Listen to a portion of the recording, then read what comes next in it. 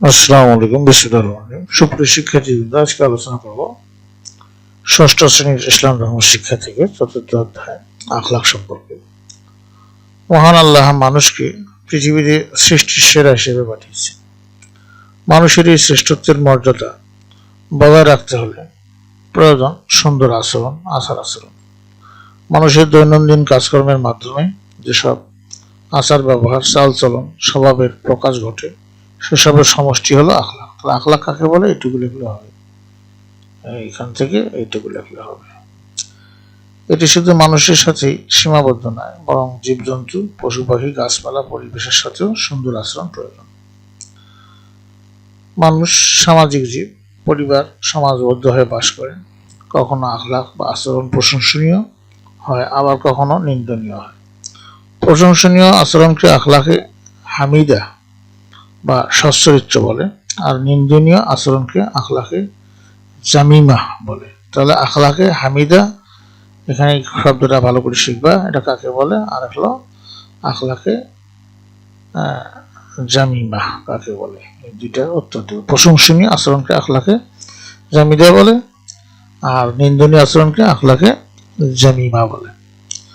আখলাকে Jemimah, আখলাকে Hamida বা প্রশংসনীয় আচরণগুলো হলো সত্যবাদিতা, পিতামাতার প্রতি উত্তম ব্যবহার, শিক্ষকের সম্মান প্রদর্শন করা, আত্মীয় স্বজন, প্রতিবেশী, সহপাঠীদের সাথে সদাচরণ, বড়দের প্রতি শ্রদ্ধা ও ছোটদের প্রতি স্নেহ ইত্যাদিকে বোঝায়।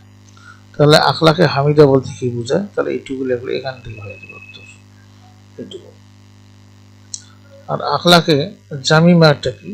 যে আখলাকে জামিমা নিন্দনীয় আচরণগুলো হলো মিথ্যা কথা বলা, পরনিন্দা করা, আমানতের খেয়ানত করা, গালি দেওয়া, আত্মীয়তার সম্পর্ক বিচ্ছিন্ন করা ইত্যাদি। প্রতিটি মানুষের আখলাকে হামিদা অর্জন করা ও আখলাকে জামিমা বর্জন করা উচিত। আমরা আখলাকে জামিমার অর্জন করব, আখলাকে হামিদা অর্জন করবো এবং আখলাকে জামিমা যেটা আছে এটাকে বর্জন করব। তো এই অধ্যায়ে আমরা কি শিখবো? এই অধ্যায়ে আমরা শিখবো আখলাকের ধারণা বর্ণনা করতে পারবো, সদাচরণ ধারণা, কতিপয় সদাচরণের গুরুত্ব ইসলামের দৃষ্টি ব্যাখ্যা করতে পারবো, কতিপয় অসদাচরণের ধারণা, পরিণতি এবং এদের পরিহারের উপর ব্যাখ্যা করতে পারবো, ধূমপান, মাদকাসক্তির ধারণা, কুফল বর্ণনা করতে পারবো, বাস্তব জীবনে সদাচরণে আগ্রহী হব, অসদাচরণ থেকে নিজেকে বিরত রাখতে উদ্বুদ্ধ হব এবং নিকটতম ব্যক্তিদের বিরত থাকতে অনুপ্রাণিত করব।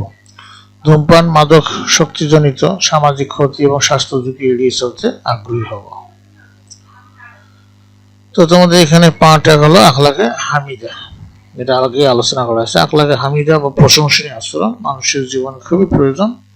সুন্দর আচরণের মাধ্যমে মানুষে বন্ধুত্ব তৈরি, সুসম্পর্ক, সৌহার্দ্য ভাব বজায়, পারস্পরিক লেনদেন সহজতর, জীবন হয়ে ওঠে মধুময়। তাই সচ্চরিত্রের গুরুত্ব সম্পর্কে মহানবী সাল্লাল্লাহু আলাইহি ওয়াসাল্লাম বলেছেন, কিয়ামতের দিন দাঁড়িপাল্লার সবচেয়ে ভারী জিনিস হবে মুমিন ব্যক্তির উত্তম চরিত্র, মুমিনের উত্তম চরিত্র। এটা তিরমিজি শরীফ। মহানবী সাল্লাল্লাহু আলাইহি ওয়াসাল্লাম আরো বলেছেন যে তোমাদের মধ্যে ওই ব্যক্তি আমার নিকট সবচেয়ে বেশি প্রিয় যার চরিত্র উত্তম। বুখারী এবং মুসলিম। মহান আল্লাহ মানুষকে অসংখ্য নিয়ামত দান করেছেন, এগুলোর মধ্যে সচ্চরিত্র একটি উত্তম নিয়ামত। সচ্চরিত্র শিক্ষার জন্য সর্বোত্তম আদর্শ হচ্ছেন আমাদের প্রিয় নবী হযরত মুহাম্মদ সাল্লাল্লাহু আলাইহি ওয়াসাল্লাম। পরিপূর্ণ সচ্চরিত্রের প্রতীক ছিলেন তিনি। এই সম্পর্কে আল্লাহ তাআলা বলেছেন, বিসমিল্লাহির রহমানির রহিম, লাকাদ কানা লাকুম ফি রাসূলিল্লাহি উসওয়াতুন হাসানা। এর অর্থ হলো যে অবশ্যই তোমাদের জন্য আল্লাহ রসুলের জীবন রয়েছে উত্তম আদর্শ। সূরা আল আযহাব আয়াত হলো 21। মহানবী সাল্লাল্লাহু আলাইহি ওয়াসাল্লামের চরিত্রের মধ্যে সদাচরণের গুণগুলো পরিপূর্ণভাবে প্রতিফলিত হয়েছে। এ সম্পর্কে রাসূল সাল্লাল্লাহু আলাইহি ওয়াসাল্লাম ঘোষণা করেছেন, ইন্নামা বুইসতু লিউতাম্মিমা মাকারিমাল আখলাক। এর অর্থ হলো আমি উত্তম চারিত্রিক গুণাবলী পরিপূর্ণ করার উদ্দেশ্যেই প্রেরিত হয়েছি। মুসনাদে আহমদ। আমাদের জন্য মহানবী সাল্লাল্লাহু আলাইহি ওয়াসাল্লামের সমগ্র জীবনী উত্তম, অনুসরণীয় বা অনুকরণীয় আদর্শ। আমরা মহানবী সাল্লাল্লাহু আলাইহি ওয়াসাল্লামের জীবন অনুসরণ করে নিজেদের জীবনকে সুন্দর করে তুলব। তোমাদের বাড়ির কাজ হলো শ্রেণীকক্ষে কয়েকটি দলে ভাগ হয়ে ভালো অভ্যাস এবং মন্দ অভ্যাসের তালিকা বা চার্ট তৈরি করে শিক্ষককে দেখাবে। শিক্ষার্থীবৃন্দ, আজকের আলোচনা এই পর্যন্ত থাক। আগামী ক্লাসে আমরা পার্ট 2 নিয়ে আলোচনা করবো সত্যবাদীদের সম্পর্কে।